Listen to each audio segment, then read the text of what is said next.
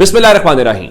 लाखों करोड़ों दुरूदो सलाम मोहम्मद मुस्तफ़ा सल्लल्लाहु अलैहि वसल्लम और आले मोहम्मद पर। मैं हूं उमर दराज गोंदल। एक तो यूट्यूब चैनल सब्सक्राइब कर लीजिए, दूसरा बेल आइकन के ऊपर क्लिक कर लीजिए ताकि मेरी आइंदा आने वाली वीडियोस आप तक टाइमली और तसलसल से पहुंचते रहे। तहरीक इंसाफ के अपने लोग और ओवरऑल भी सवाल हरीपुर का उठाया जा रहा है कि आपकी अपनी हुकूमत आप कैसे हो गए। फिर इवन पूरी तहरीक इंसाफ की स्ट्रेटेजी भी आ गया कि इससे तो बेहतर था फिर आपने बायकॉट किया था, तो आप मुकम्मल बायकॉट करते ना, आप मीठा मीठा हप और कड़वा कड़वा थू ना करते। लेकिन इसके बीच में अब सुहेल आफरीदी की गवर्नमेंट जो है उन लोगों तक पहुंची है जो इस इलेक्शन को गड़बड़ करने वाले हैं। नून लीग पीपल्स पार्टी कल से जश्न मना रहे हैं। जब मैं ये बात कह रहा हूं वो जश्न मातम में तब्दील, तो कौन कह रहा है? ये दो ऐसी गवाहियां हैं जो आपके सामने मैं तफसील के साथ रखूंगा।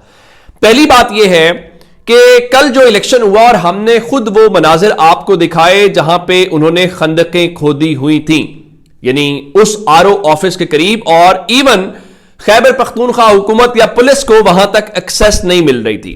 आज जब ये बार बार सवाल हो रहा था तो इस सवाल के जवाब में आज बाकायदा एक प्रेस कॉन्फ्रेंस की गई है, और ये जो प्रेस कॉन्फ्रेंस है ये शफी जान जो हुकूमत के मुआविन खुसूसी बराए इत्तलात खैबर पख्तूनख्वा हैं उनकी तरफ से हुआ। और उन्होंने क्या कहा? उन्होंने कहा देखिए जी, हमने इवन आरओ और मुतल्लिका अफसरान से राब्ता किया, उनसे यह कहा कि आप असल जो एक्चुअल रिजल्ट है उसको पंच करें। लेकिन उनके मुताबिक जब यह सब कुछ हुआ तो वहां पर एक तो खंदकें खोद दी गई, आरओ ऑफिस तब्दील किया गया, और फिर हमारे उम्मीदवारों को निकाला गया, और उसके बाद जो वहां पे उन ऑफिस का कंट्रोल था वो विफाकी इदारों के पास जा रहा है।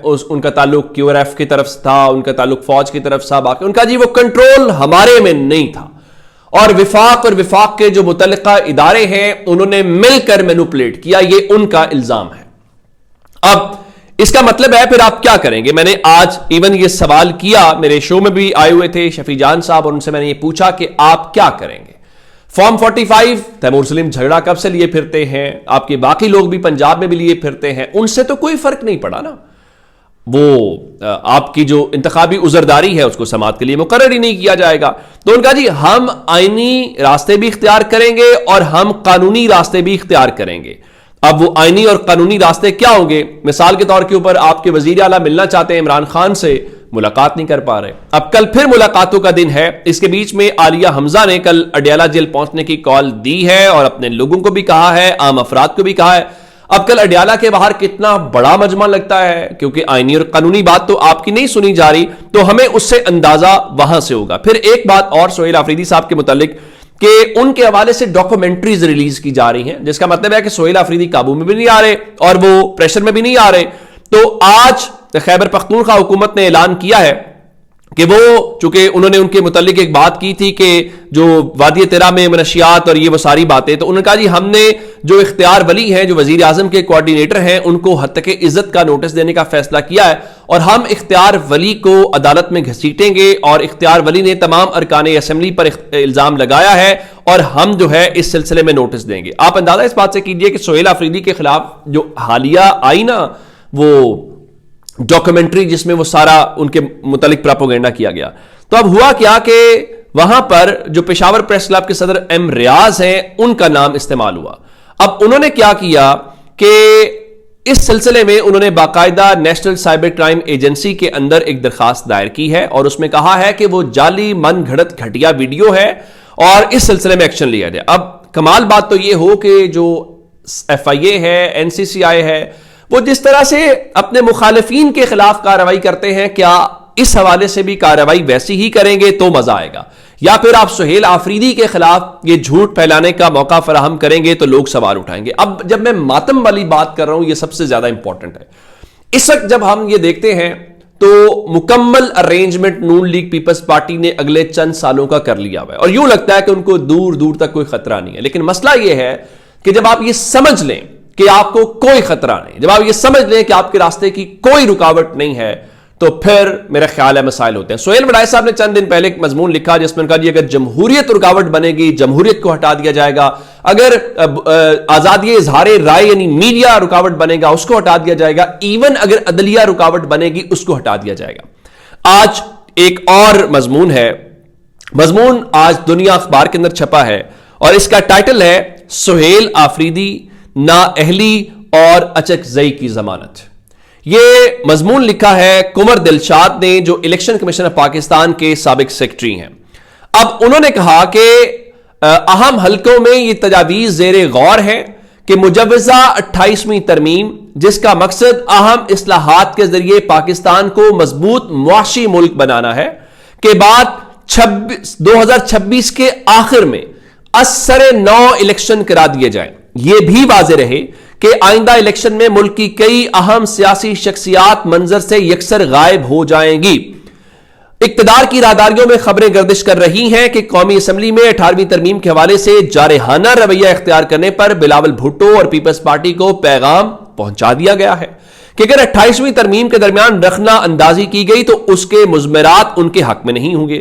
دوسری جانب یہ بھی اطلاعات ہے کہ صدر کو حالیہ ترمیم میں آئین کے آرٹیکل 248 کے تحت جو استثناء دیا گیا ہے وہ آئینی عدالت میں چیلنج کیا جا سکتا ہے. نئی مجوزہ ترمیم میں 18ویں ترمیم کے بنیادی ڈھانچے میں اہم تبدیلیاں کی جا رہی ہیں اور پیپلز پارٹی کے پاس اب ترپ کے پتے نہیں رہے. اگر وہ اتحادی حکومت سے علیحدہ ہوتے ہیں تو ان کے پاس وہ چلا. لبے لباب یہ ہے کہ وہ کہہ رہے ہیں کہ اب ظاہراً تو سسٹم سے کوئی رکاوٹ نہیں نا, آپ نے سب کچھ کر لیا, اگر اب بھی آپ سے مضبوط معاشی ملک نہیں بن رہا, اب وہ 2026 کے الیکشن کی شرلی چھوڑی گئی ہے. یعنی عمران خان کو جیل میں بن کے تحریک انصاف کو دیوار میں چن کے ایک اور الیکشن کی طرف بڑھا جائے. یہ ہے ایک خبر. دوسری خبر یہ ہے وہ کہہ رہے ہیں پیپلز پارٹی کو پیغام پہنچا دیا گیا. تیسری خبر یہ ہے کہ بھائی صدر زرداری کا بھی لے لے. اب یہاں تک بات ہوتی تو میں روک لیتا. اب رات کو ایک نیوز کے اوپر حفیظ اللہ نیازی صاحب نے بھی یہ حوالہ دیا ہے اور ان کا جی اس وقت دو آپشن زیر غور ہیں کہ 2026 میں قبل از وقت الیکشن کروا کے نون لیگ کو 2/3 اکثریت دلوائی جائے. دوسرا آپشن یہ ہے کہ عمران خان کو سزا دلوا کر 10 سال کے لیے الیکشن ملتوی ہو جائیں اور اس کے لیے آئینی عدالت کام آئے گی.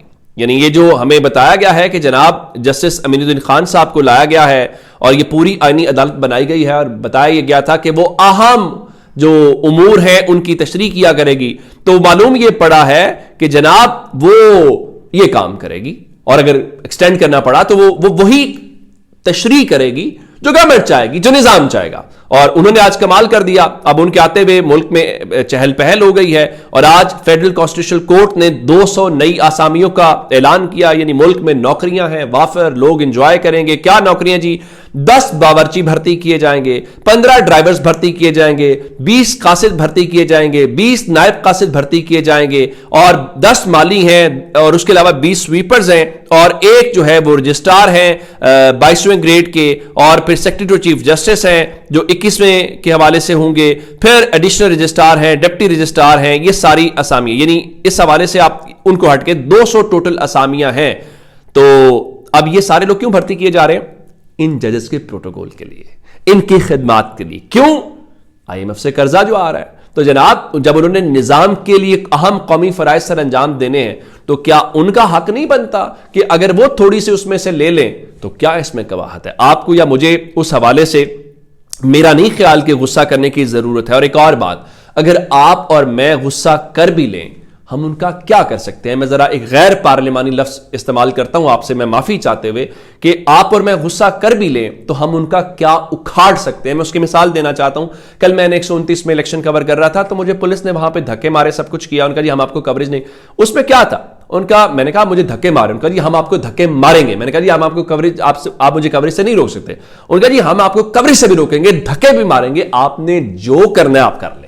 یہ ہے نظام کا کانفیڈنس. وہ جو کہتے ہیں نا کہ جائیں آپ نے جو کرنا ہے کر لیں, اور سچی بات ہے ہم بطور پاکستانی کچھ نہیں کر سکتے. تو یہ اب تک کی اپڈیٹس اگر آپ نے چینل سبسکرائب نہیں کیا وہ کر لیجئے. اپنا بہت سارا خیال رکھیے گا. خدا حافظ.